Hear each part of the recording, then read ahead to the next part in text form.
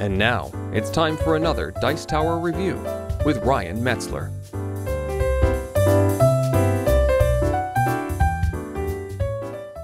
Hey everybody, Ryan Metzler here, and today we're going to be taking a look at Faceeater, which is a card game. It's in the style of gin rummy, and it's going to play as few as 2 players and as many as 6, I believe. And the whole objective is to rid yourself of your cards before your opponents manage to do so, and to give them as many positive points as possible. The game plays relatively quickly. It's not too hard to learn, although there are some issues with the rules. So with all of that said, let's take a look at what comes inside the box and how the game plays. So what you're really getting in this box, as you might expect, is a large deck of cards and a rule book. And so this rule book is semi-notorious online. Every post on the Board Game Geek site is about the quality of this rulebook and how to play the game. And really, when going through it, it has a nice playmat on one side, and then on the other side, you have the rules.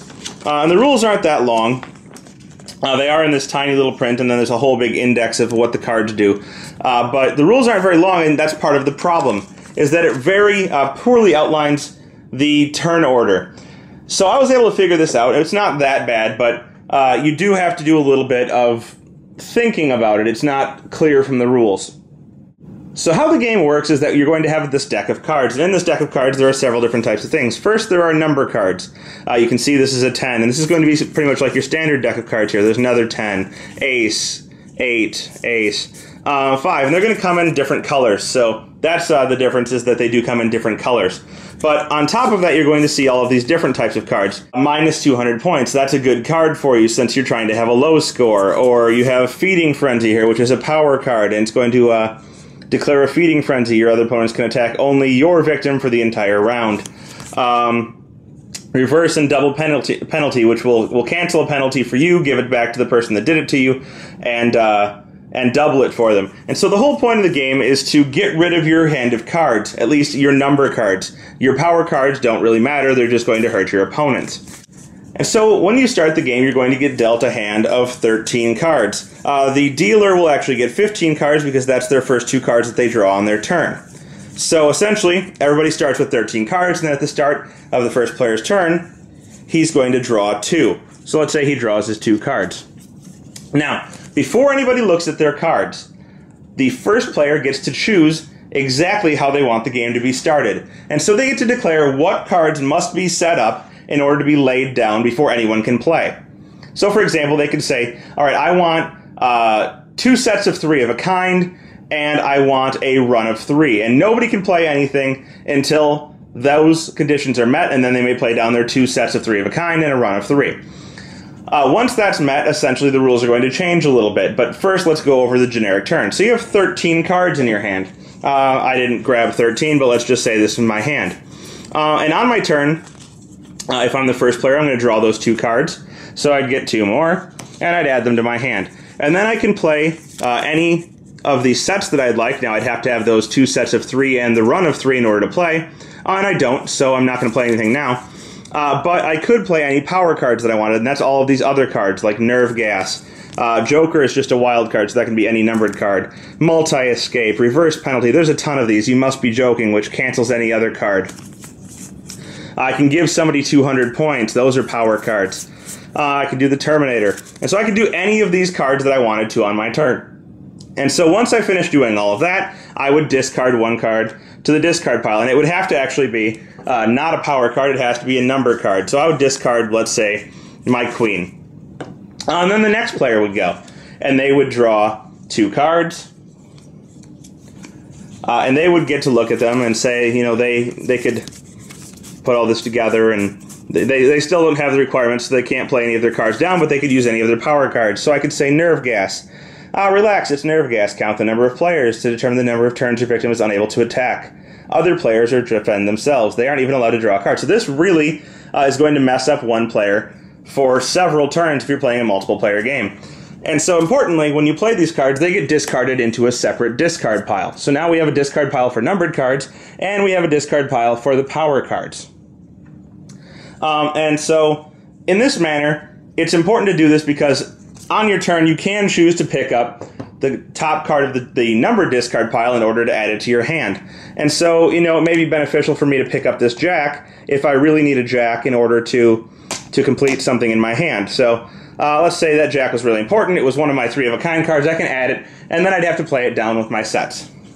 Now, once somebody has sat down, which means that they have matched those conditions that they set at the beginning of the game.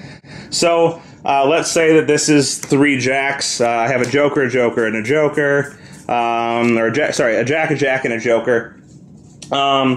And for fun's sake, let's just say that this is 3 queens, and I've set down my run of 3. So we have a run of 3 here, even though it's not a real run of 3. Now, on my turn, once I've done that, I may only draw 1 card. So now I would take this 1 card and add it to my hand. On top of that, at the end of my turn, I would discard 1 card, but I can still play any powers that I want during my turn. And the whole point, as I said, is to get rid of these numbered cards. So you want to go out. In order to do this, I'm going to be able to play these cards either in new sets, 3s of a kind, 4s of a kind, runs, straights, straight flushes, whatever you want to call it, to get rid of them out of my hand.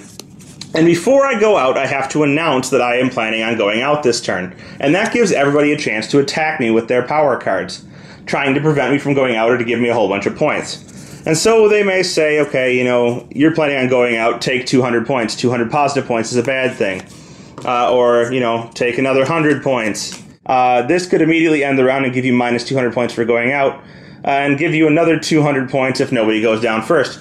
So if you're planning on going out first, you have to announce it, and that gives everybody a chance to hit you as hard as they can. If you do manage to go out, people are going to score points for whatever cards they have left in their hand. So any card 2 through 9 is going to score 5 points. Any face card is going to score 10. Jokers, if you didn't play them for some reason, are going to cost you 50 points, so they'll score 50. And then there are cards called Faceeater cards. Let me see if I can find one real quick. So the smallest Faceeater card is worth, this is a single Faceeater, is worth 100 points.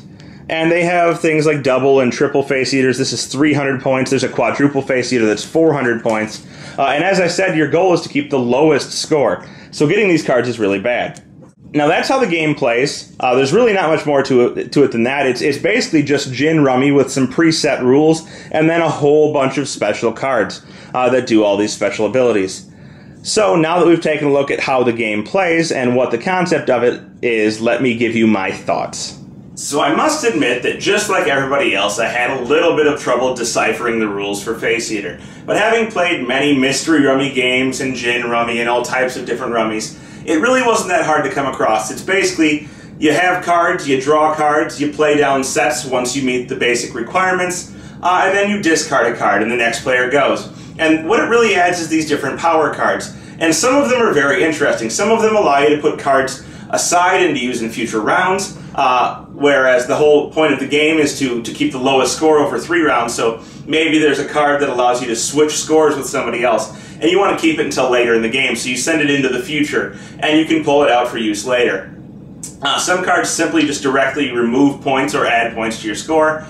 Some of them completely change the rules of the game for a time period, making one player unable to do something or you able to do crazy things. And so I find that aspect of the game very interesting once you get past the issues with the rules. Now, the designer has said that the rules are being rewritten, so that's a good thing. But there are some cards, some of these power cards, that I feel are game-breaking. For example, the one that I just mentioned that allows you to switch scores with another player. I'm not just talking, hey, you take 200 points. Well, no, you take 200 points. It switches your entire score. So if I'm at 1,000 points, which is terrible, and you're at negative 300 points, all I have to do is play this one card, and we're completely flip-flopped, and now I'm beating you by 1,300 points. So, if there's a way to rectify those cards, or if you just eliminate those cards from the deck, I think the game would be pretty fun. It's still really just your basic gin rummy with some cards added in, but the concept is cool. I kind of like the artwork, and all in all, just not a bad game. Thanks for joining us today. For more written, audio, and video reviews, as well as the #1 board game podcast, check out the website at www.thedicetower.com. Until then, this is Eric Summerer, and you've been watching The Dice Tower.